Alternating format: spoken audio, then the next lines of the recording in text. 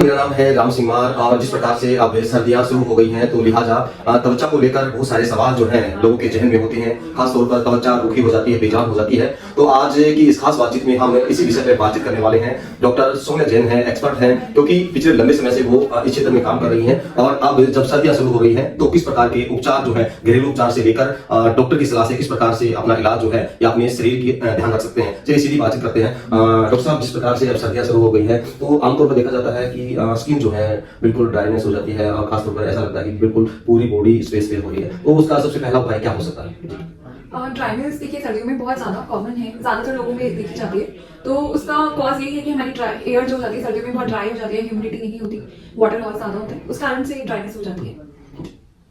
Ma'am, जैसे खास तौर पर बात करें तो बहुत सारे लोग जो हैं इस समस्या से परेशान रहते हैं, खासतौर पर महिलाएं रहती हैं या गांव के लोग जो हैं अपने घरेलू उपचार पर ज्यादा ध्यान देते हैं। तो उन लोगों के लिए क्या आपका सुझाव है कि घरेलू उपाय करें तो क्या करें या फिर डॉक्टर से क्या सलाह दें?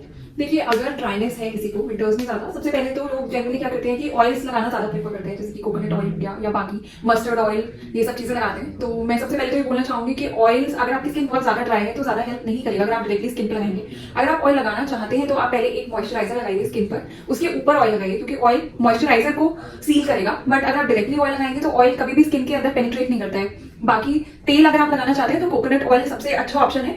मस्टर्ड ऑयल, सरसों का तेल या ऑलिव ऑयल, ये सब ऑयल्स में जनरली रिकमेंड नहीं करती हूँ, क्योंकि उससे फर्दर इरिटेशन हो जाती है स्किन में। मैम, विंटर ग्लो पाने के लिए किस प्रकार के उपाय हो सकते हैं, क्योंकि प्रत्येक व्यक्ति चाहता है कि चेहरे पे ग्लो हो, और इसके लिए क्या बेहतरीन कारगर उपाय हो सकते हैं? विंटर ग्लो के लिए सबसे पहले तो हमें एक राइट स्किन केयर जो कि विंटर्स के अकॉर्डिंग हो उसको अपनाना चाहिए, क्योंकि समर्स में हमारी स्किन की जो प्रॉपर्टीज होती है वो अलग होती है। स्किन ज़्यादा ऑयली होती है, ज़्यादा चिकनी रहती है। विंटर्स में हमें अपनी स्किन के रेजिम को कम्प्लीटली चेंज करना पड़ता है। तो एक बेसिक रूटीन जो कि सबको फॉलो करना चाहिए वो है ये कि एक तो क्लेंजर यूज करें फेस वॉश करने के लिए जो कि जेंटल हो। अगर आप समर्स में कुछ भी सैलिसिलिक एसिड बेस्ड या glycolic acid based products use कर रहे थे उनको स्टॉप करके कोई भी जेंटल क्लेंजर यूज करिए, जिसमें ग्लिसरीन, हाइलुरोनिक एसिड या फिर आपका नाइसिनामाइड वगैरह हो।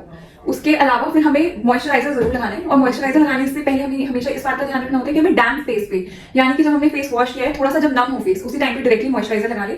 मॉइस्चराइजर कई टाइप के होते हैं, अलग अलग कंडीशंस में अलग अलग टाइप का मॉइस्चराइजर यूज करना चाहिए।